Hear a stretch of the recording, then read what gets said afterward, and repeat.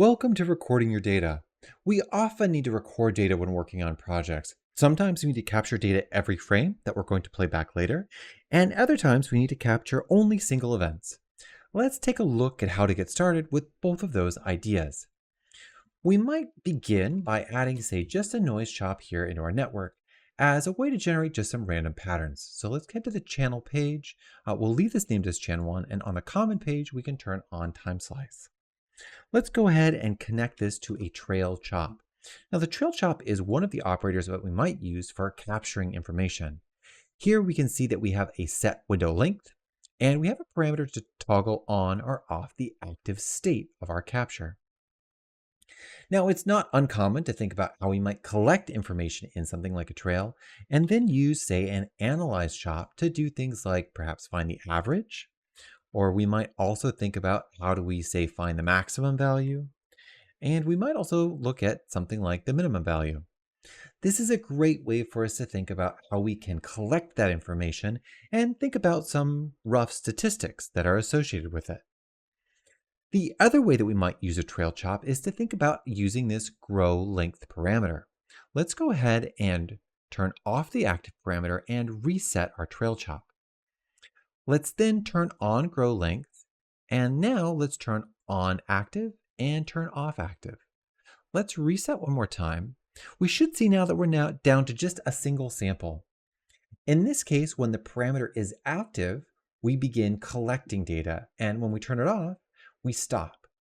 Here we have a way to continually collect information or collect samples that will fill up our trail chop. Now, this is really helpful because we might use this in conjunction with something like a timer. So let's take a look at what that might mean. I'm going to turn this off for now and reset pulse it. Let's add a timer chop here into our network. And let's think about how we might use this callback, our timer callbacks. Now, let's pay close attention to the fact that we have a few parameters we want to change. We have a parameter called active that we want to turn on, and we have a parameter called reset pulse that we want to pulse. So our big question is, when do we want to do those? Well, let's begin here in our callbacks by giving ourselves just a helpful variable that we'll reuse several times. We might tell ourselves or tell our callback here that we have a trail underscore chop, all capitals. That's the operator trail1. And we can do this so that we don't have to continually rewriting this portion of our expression. What do we want to do? Well, when our timer starts, the first thing that we want to do is our trail chop, trail underscore chop. This is going to point right back to the variable that we set up here. Its parameter for reset pulse should be pulsed. So we will target the parameter called reset pulse, and we'll pulse that parameter. The next thing we'll do is our trail chop, its parameter called active, we want to set to true. Finally, let's go ahead and copy this single line and let's head down to the bottom of our callbacks. When our timer completes, when we see the on done callback fire, what we want to do is we now want to make sure that we set our active parameter to false. So what we expect to happen here, and on our timer, let's go ahead and turn down the length of our timer to say something like 5 and reinitialize our timer. What we expect to see happen is that we'll clear our trail chop and then we'll start collecting data. We'll do this for 5 seconds and then we'll stop. This is a great way for us to think about how we might accumulate a snapshot of information that we want to perform some small kind of analysis on. We should see that when we run the timer again, sure enough, we clear our buffer and then we start collecting information again. This is a great way to think about how we need to collect data that's occurring every frame. Sometimes, however, we want to collect data that really happens on a particular event. So let's, for example, imagine that we have a container component here. And we have a container and we want to capture where on the screen a user clicks. How might we do that? Well, let's first get started by adding a circle top to our network because we should add a little way for us to see where our pointer is. We can set this to a resolution of say 50 by 50, and we can then connect this to a fit top. In our fit top, let's make sure our fit top matches the size of our container. On the common page, let's write a simple expression here. So our operator container1 dot width, that will be the width resolution. We can copy that parameter and paste it here in height. And here we'll use height. This is the attribute that we want to use to define the size of our width and height for our fit top. Back on the fit page, let's change the fit to be native resolution. Finally, let's connect a null here to the end of our fit top, and then we can use our null to be our background top on our container. Excellent. Now we need to collect some information so we can move that circle around on screen.